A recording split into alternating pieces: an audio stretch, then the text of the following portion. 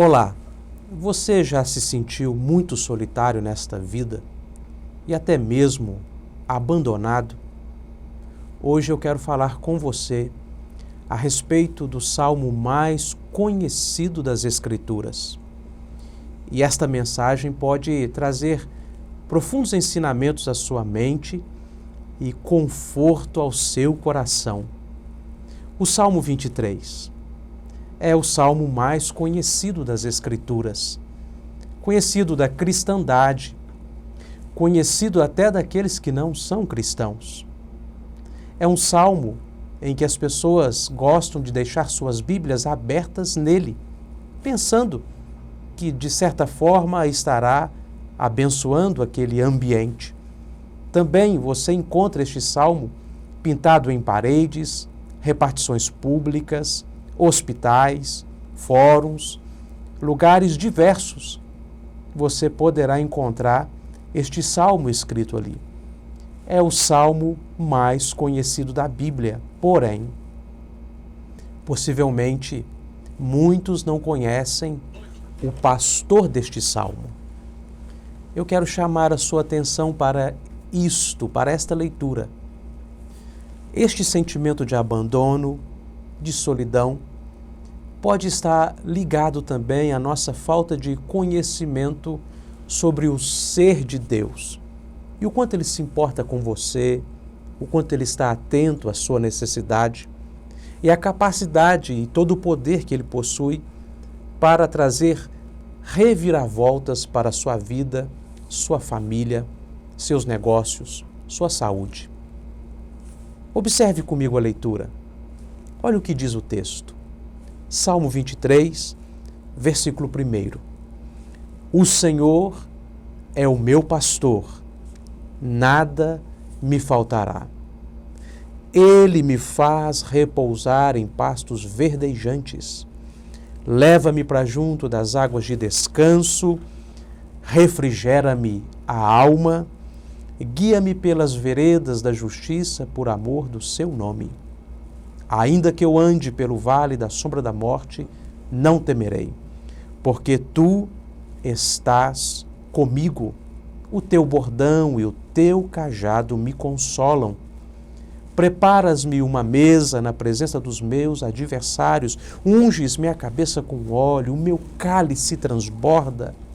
Bondade e misericórdia certamente me seguirão todos os dias de minha vida e habitarei na casa do Senhor para todo sempre. Salmo de Davi. Davi bem sabia o que era passar uma noite inteira procurando uma ovelha perdida. Pastor que ele era, sabia o que é encontrar a ovelha ferida, colocá-la em seus ombros e levá-la para o aprisco. Davi sabia o que era lutar com lobos, feras, para proteger o rebanho. Sabia das necessidades mais básicas de suas ovelhas. E quando ele pensa em Deus, desta forma, ele faz essa seguinte alegoria para a comparação de assim como ele cuidava daquelas ovelhas, Deus também não dorme em seus cuidados para conosco. Deus é aquele que nos guia às águas calmas, aos pastos verdejantes, pelos caminhos retos, protegendo as nossas vidas em nossas subsistências. Deus é aquele que nos encontra em nossas perdições, enfermidades, medos, receios e preocupações. Ele é quem luta as batalhas por nós. E quando Davi então pensa em Deus, ele chama Deus de o grande pastor, aquele que jamais descuida de seu rebanho, jamais abandona suas ovelhas. É como se um médico dissesse: o Senhor é o meu médico e Ele cura a minha alma.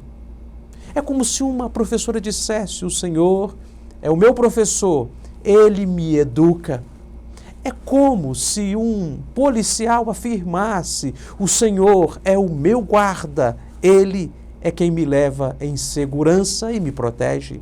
Perceba, Davi usa as experiências pessoais para então fazer esta aplicação sobre a generosidade, a provisão e o cuidado de Deus para com suas ovelhas.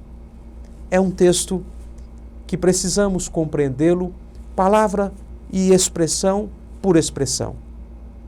A primeira expressão está aqui em letras garrafais. O Senhor.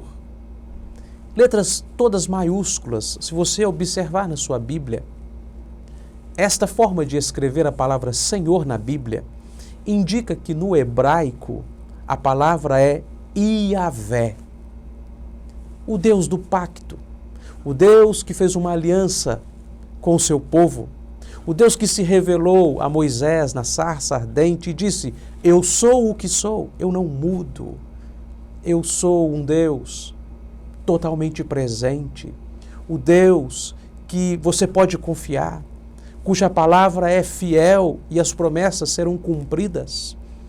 Davi está dizendo que o Deus que pastoreava a vida dele é o mesmo Deus que se revelou a Abraão, prometendo-lhe um filho na impossibilidade.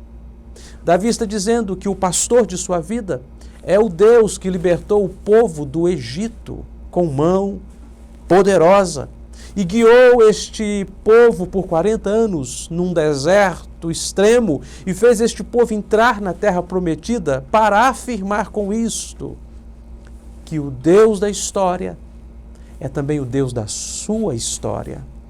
Davi está falando que o Deus das Escrituras é o Deus que se relaciona com ele como um pastor no cuidado de suas ovelhas.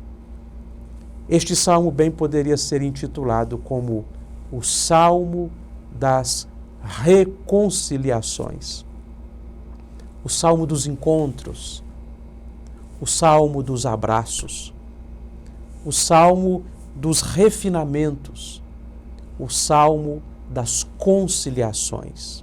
Você encontra aqui Davi falando de 3 realidades que se conciliam em Deus. E a primeira dela, você pode observar logo no início do texto. O Senhor é o meu pastor, nada me faltará. Ele me faz repousar em pastos verdejantes, leva-me para junto das águas de descanso, refrigera-me a alma. Guia-me pelas veredas da justiça, por amor do seu nome. Ainda que eu ande pelo vale da sombra da morte, não temerei mal nenhum, porque tu estás comigo. Esta primeira parte nos lembra que Davi concilia 2 realidades que nós precisamos tê-las sempre amigas em nossos corações: piedade e erudição. Sim, Davi está aqui dizendo sobre o ser de Deus. Ele está se mostrando um grande teólogo, como vimos até agora. Além de inspirado, o que já é 100% importante nesta afirmação, este homem ainda se mostra alguém que tem uma experiência, um conhecimento de quem é Deus. Davi fala da providência de Deus, que guia você e a mim aos pastos verdejantes, às águas cristalinas. Davi está falando da presença de Deus, que é capaz de nos conduzir por vales difíceis e sombrios, veredas retas, veredas corretas. Davi está dizendo que o Deus da história é o Deus da sua história. Ele está falando para você e para mim sobre quem é Deus, mas chega num dado momento do texto que ele faz uma pausa, como fiz questão de fazê-la, e então ele começa a falar com Deus. Perceba, os primeiros versos ele está dizendo: Deus é isto, Deus é aquilo, Deus faz assim, Ele cuida de mim, Ele refrigera a minha alma, Ele me dessedenta, Ele me alimenta, Ele me protege, Ele me guia. E então, quando ele adentra ao verso 3, ele diz: não temerei mal nenhum, porque tu estás comigo. Percebe? Que ele para de falar de Deus na terceira pessoa, sobre quem é Deus, e dá uma respirada funda e começa a falar com Deus. Ele não mais diz, ele faz isso, ele faz aquilo, ele fez aquilo, mas ele afirma, tu estás comigo. Encontramos na igreja pessoas capazes de dissertarem a respeito de Deus, horas a finco, mas que não são desejosas de se passarem um minuto sequer em oração. Conhecem as Escrituras de capa a capa, mas não conseguem aplicá-las na vida comum, nos seus ciclos familiares, no meio das pessoas que estão com estas gentes. E então você logo percebe que há um destoar, uma contradição entre o que a pessoa sabe e como ela vive. Erudição e piedade. Davi concilia aqui. Ele não somente fala quem é Deus, ele não é somente um teólogo, mas ele é também um homem de oração. Alguém que para e diz, tu, Senhor, estás aqui. Tu és maravilhoso. Meu amigo, minha irmã, há quanto tempo você não se dedica em oração? Não reserva os melhores tempos do seu dia para falar com Deus? Há quanto tempo você já não busca o Senhor no íntimo, lá no recôndito de sua alma, e tenha prazer em fazer isto? Às vezes reservamos os nossos períodos de oração para aqueles momentos que já estamos cansados e já não podemos nem nos concentrar mais naquele relacionamento. Sim, Davi, ele reserva o núcleo do Salmo para chamar a nossa atenção a este ponto tão importante. Um importante teólogo, certa vez, referindo-se a este assunto, erudição e piedade, ele fez a seguinte pergunta: quando você alista soldados militares para uma guerra, você se pergunta se é melhor que eles tenham somente a perna esquerda ou somente a perna direita? Obviamente que você espera que eles sejam soldados completos, para que eles possam cumprir bem suas missões. Então não devemos aqui ficar pensando, a erudição é mais importante que a piedade é mais valorosa que a erudição. Ambas precisam andar em sincronia, juntas, para que nós possamos então cumprir bem as nossas missões. Reconhecemos que há pessoas muito piedosas, mas possuem pouco conhecimento. Também reconhecemos que há pessoas que são muito conhecedoras, intelectuais da fé, porém possuem milímetros de profundidade com Deus. Davi é um exemplo para nós. Um homem que sabia quem era Deus nas Escrituras, em suas experiências particulares e também nos relacionamentos íntimos com Deus. A segunda coisa que este salmo concilia, talvez ainda seja mais difícil do que esta primeira. E podemos observar nos versos 3 e 4. Refrigera minha alma, guia-me pelas veredas da justiça por amor do seu nome. Ainda que eu ande pelo vale da sombra da morte, não temerei mal nenhum, porque tu estás comigo. Você já observou? Aqui, bem neste momento, Davi concilia sofrimento com confiança. Ele diz que ainda que ele estivesse em sofrimento, ele permaneceria confiando em Deus. Ele está dizendo, ainda que eu sofra, não serei abalado, porque tu estás comigo.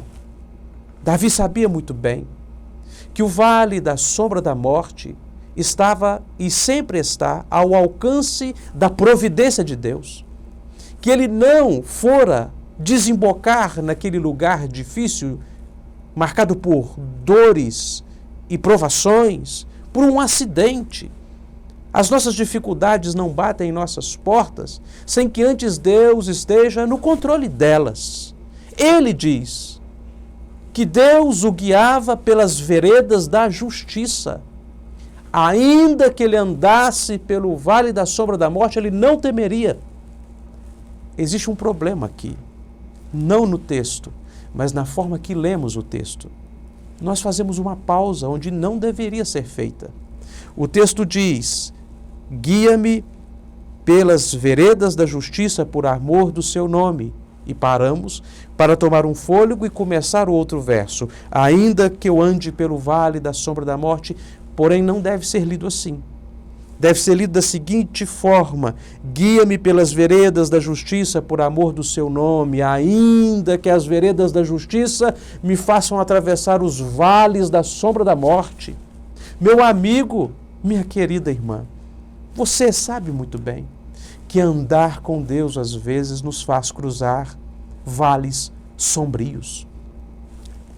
Os vales da justiça, os caminhos retos, os caminhos que o Senhor nos guia por eles, muitas vezes cruzam momentos dificílimos. Nesse exato momento, na Síria, muitos irmãos nossos estão com suas vidas em risco. A igreja perseguida, nossos irmãos, sofrem no mundo hostil exatamente porque resolveu andar com Deus. Resolveu não se desviar nem para a esquerda nem para a direita. Resolveu ser guiada por Deus pelos caminhos retos.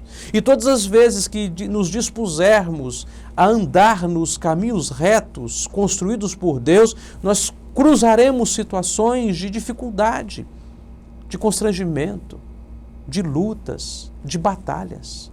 Fazer o que é certo é custoso. Fazer o que é certo, às vezes, nos coloca em posições de constrangimento.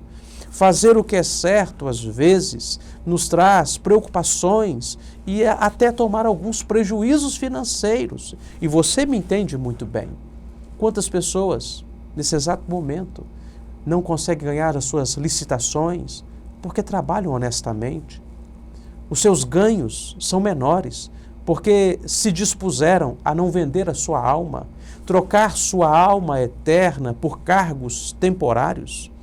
Quantas pessoas poderiam estar mais enriquecidas em seus afazeres, mas porque resolveu fazer o que é certo, tem o contentamento no seu soldo, naquilo que Deus lhe entregou. Perceba que andar com Deus é uma bem-aventurança e que em alguns momentos, cruzam vales sombrios.